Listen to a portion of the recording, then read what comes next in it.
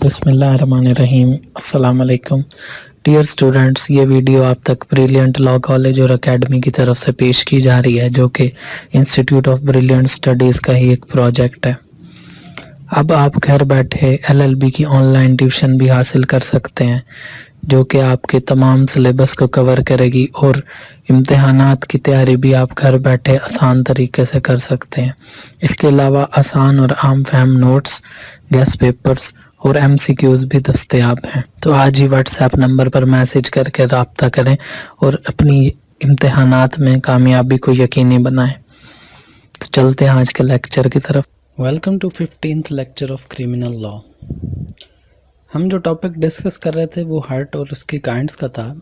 ये इसी टॉपिक की पार्ट 2 की वीडियो है। आज हम डिस्कस करेंगे हर्ट की काइंड्स में से सज्जा को। सेक्शन 337(1) हमें बताता है कि सज्जा क्या चीज़ है। Whoever causes on the head or face of any person any hurt which does not amount to इतलाफ उज़्व और इतलाफ सलाहियत उज़्व is said to cause सज्जा।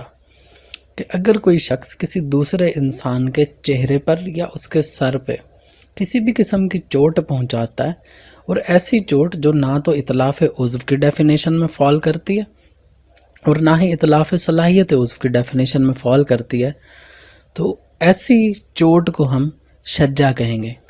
यानी इस डेफिनेशन से हमें ये पता चला कि सज्जा जो है वो मखसूस कर दिया गया है सर पर और चेहरे पर लगी गई चोटों के मुताबिक। ठीक है, अगर किसी इंसान के सर पे या चेहरे पे जब भी कोई चोट पहुंचाएगा दूसरा इंसान, तो सज्जा की डेफिनेशन में फॉल करेगा। अब सेक्शन 337(2) हमें काइंड्स ऑफ सज्जा के बारे में बताता है।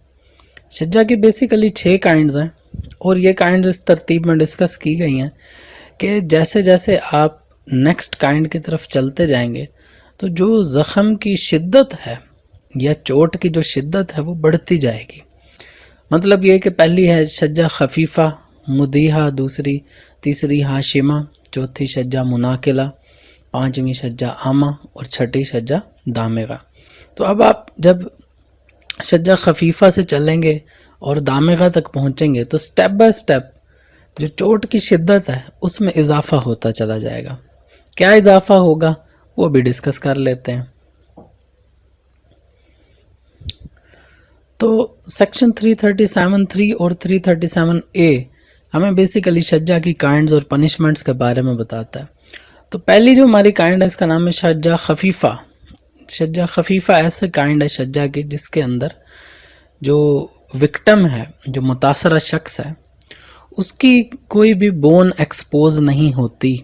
यानी चोट की गहराई, ज़ख़म की गहराई इतनी ज़्यादा नहीं है कि जो विक्टिम है, जो मुतासरा शख्स है, उसके चेहरे या सर की कोई भी हड्डी ज़ाहिर हो। यानी इससे ये साबित हो रहा है कि ये स्किन इंजरी है। ठीक है, और स्किन इंजरी इतनी गहरी नहीं है कि जिल्द इतनी ज़्यादा फट जाए या कट जाए कि नीचे से हड्डी नज़र आनी शुरू हो जाए। तो ये एक मामूली टाइप की जो है वो चोट है या हर्ट है जो कि किसी विक्टिम के चेहरे या सर पे पहुंचाई जाती है। इसको हम सज्जा खफीफ़ा कहते हैं। पनिशमेंट की बात करें तो इसकी पनिशमेंट है जी दमान, और इसके साथ साथ imprisonment up to 2 years as ताज़ीर। यानी कि एक तो इसकी पनिशमेंट दमान हो गई। ठीक है, काइंड्स ऑफ पनिशमेंट के लेक्चर में हमने डिस्कस किया कि पनिशमेंट की कितनी काइंड्स हैं। तो अगर आपको दमान के बारे में नहीं पता तो हम लिंक लगा देंगे डिस्क्रिप्शन में, आप जाके वो लेक्चर भी सुन सकते हैं। और उसके अलावा पनिशमेंट की हम बात कर रहे हैं कि दमान एंड में आल्सो, और अगर अदालत चाहे तो इसके साथ साथ इम्प्रिजनमेंट भी दे सकती है, कैद में भी डाल सकती है। ठीक है, किसको भला? ऑफेंडर को, जिस शख्स ने दूसरे को चोट पहुंचाई है उसको। ठीक है, और इम्प्रिजनमेंट जो है वो यहाँ पर आइदर डिस्क्रिप्शन की होगी। ठीक है, यानी कि कैद सादा भी हो सकती है और कैद बामुशक्कत भी हो सकती है। इसके बाद अगली काइंड है सज्जा मुदीहा। सज्जा मुदीहा जो है वो, इसके बारे में हमें ये बताया जा रहा है कि काइंड है ऐसी सज्जा की जिसके अंदर जो विक्टिम है, जो मुतासर शख्स है, उसकी बोन एक्सपोज हो जाती है लेकिन फ्रैक्चर नहीं होती। तो गौर करें یہاں پر زخم جو ہے اس کی گہرائی بڑھ رہی ہے. جو خفیفہ تھا اس کے اندر نیچے سے ہڈی نہیں نظر آ رہی، نہ چہرے کی نہ سر کی. لیکن شجع مدیحہ کیا ہے، یہ ایک ایسی کائنڈ ہے شجع کے جس کے اندر جو متاثرہ شخص ہے اس کو اتنا گہرا زخم پہنچا ہے، اس کی جلد اتنی گہرائی تک کٹ گئی ہے یا پھٹ گئی ہے کہ نیچے سے ہڈی نظر آنی شروع ہو گئی ہے. ٹھیک ہے، لیکن کیا ہے کہ ہڈی فریکچر نہیں ہوئی. ٹھیک ہے، یہ ایک باریک بات ہے، یہ ذہن میں رکھیں کہ ہڈی جو ہے وہ فریکچر نہیں ہوئی. ٹھیک ہے، تو پھر اس کی پنشمنٹ کیا ہوگی؟ اس کی پنشمنٹ سب سے پہلے تو قصاص ہوگی. اب آپ کو قصاص کے بارے میں علم ہونا چاہیے. ٹھیک ہے، اور قصاص کے اوپر عمل جو ہے وہ ہمیشہ یاد رکھیں آتھورائزڈ میڈیکل آفیسر کی کنسلٹیشن کے ساتھ ہی کروایا جاتا ہے. ٹھیک ہے، جو آتھورائزڈ میڈیکل آفیسر ہوتا ہے وہ فینڈر کی جو ہیلتھ کنڈیشن ہے اس کو چیک کر کے اگر تو وہ اس بات کو الاؤ کرتا ہے کہ ٹھیک ہے جی اس شخص پر قصاص اپلائی ہو سکتا ہے تو پھر تو قصاص اپلائی کیا جاتا ہے. لیکن اگر میڈیکل جو آفیسر ہے اگر وہ انکار کر دے، وہ کہے جی کہ نہیں جو فینڈر ہے وہ اس قابل نہیں ہے کہ اس کے اوپر جو ہے ہم قصاص اپلائی کریں، اس سے اس کی جان کو خطرہ ہے یا کوئی بھی اور مسئلہ ہے، تو ایسی صورت میں پھر اگر قصاص ایگزیکیوٹیبل نہیں ہوتا تو پھر عرش اپلائی ہوتا ہے. اور عرش کی اماؤنٹ کیا ہے؟ عرش جو ہے وہ دیت کا 5% ہوگا. ٹھیک ہے، شجع مدیحہ کے کیس میں جو پنشمنٹ ہے اگر قصاص نہ اپلائی ہو تو عرش اپلائی ہوگا اور اس کی percentage 5% of the value of دیت ہوگی.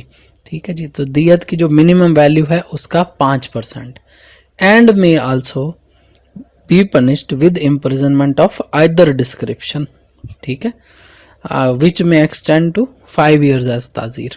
اور اس کے ساتھ ساتھ اس کو قید بھی کیا جا سکتا ہے 5 سال تک تعزیر کی سزا کے طور پر. اور آئدر ڈسکرپشن کی امپریزنمنٹ ہوگی تو مطلب یہ کہ سادہ قید بھی ہو سکتی ہے اور قید با مشقت بھی ہو سکتی ہے. اس کے بعد نیکسٹ جو کائنڈ آ رہی ہے شجع کی، اس کا نام ہے شجع ہاشمہ.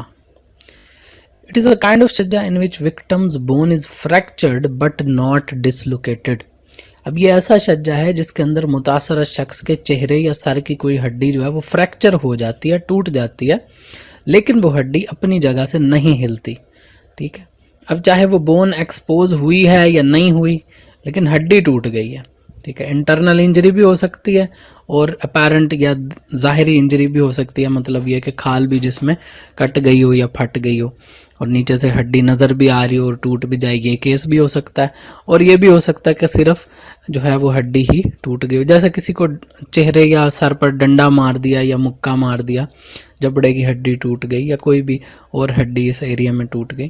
ٹھیک ہے، لیکن اپنی جگہ سے ڈسلوکیٹ نہیں ہوتی اگر وہ ہڈی، یعنی اپنی جگہ سے ہلتی نہیں ہے، تو کہا جائے گا کہ شجع ہاشمہ پہنچا. اور پنشمنٹ کیا ہوگی؟ پنشمنٹ ہوگی جی عرش.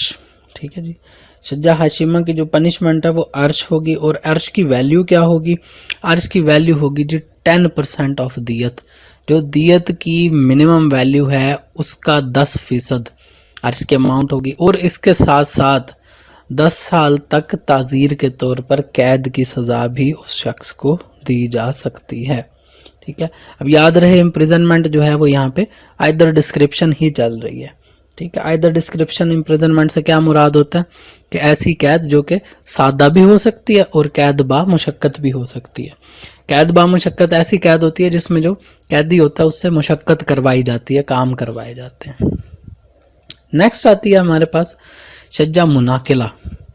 یہ ایک ایسی کائنڈ ہے شجع کی جس کے اندر جو وکٹم کی بون ہے وہ فریکچر بھی ہو جاتی ہے اور ڈسلوکیٹ بھی ہو جاتی ہے، یعنی کہ جو متاثرہ شخص ہے اس کے چہرے یا سر کی کوئی بھی ہڈی ٹوٹ بھی جاتی ہے اور اپنی جگہ سے ہل بھی جاتی ہے. اس کو کہتے ہیں شجع مناقلہ. پنشمنٹ کی بات کریں تو اس کی پنشمنٹ جو ہے عرش کی اماؤنٹ اس میں ہوگی 15% آف دیت. ٹھیک ہے جی، 15% آف دیت اس کی عرش اماؤنٹ ہوگی.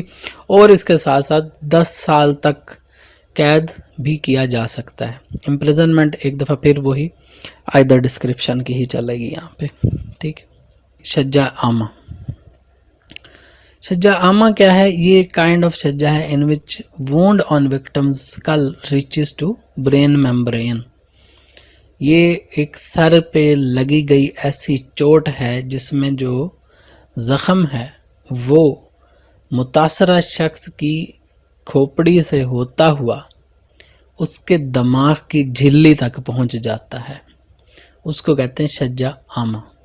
ٹھیک ہے، یعنی کہ جو ہمارا دماغ ہوتا ہے اس کے گرد ایک باریک سی جھلی ہوتی ہے. ٹھیک ہے، تو یہ ایک ایسا زخم ہے جو کہ وکٹم کی کھوپڑی پہ لگایا گیا ہے. ٹھیک ہے، تو دیکھیں عامہ جو ہے وہ اسپیسیفائی کر دیا گیا، سر کا حصہ، کھوپڑی کا حصہ. اور کس لیول تک ٹوٹا؟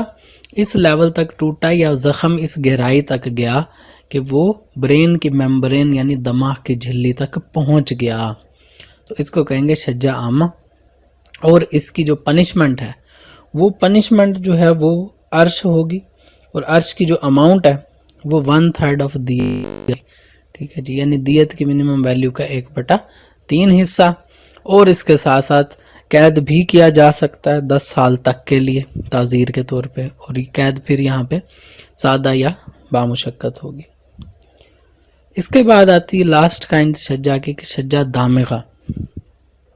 شجع دامغہ جو ہے یہ کائنڈ ایسی شجع کی جس کے اندر جو زخم ہے وہ متاثرہ شخص کی کھوپڑی میں اتنی گہرائی تک چلا جاتا ہے کہ اس کے دماغ کے گرد جو جھلی ہے وہ پھٹ جاتی ہے، وہ رپچر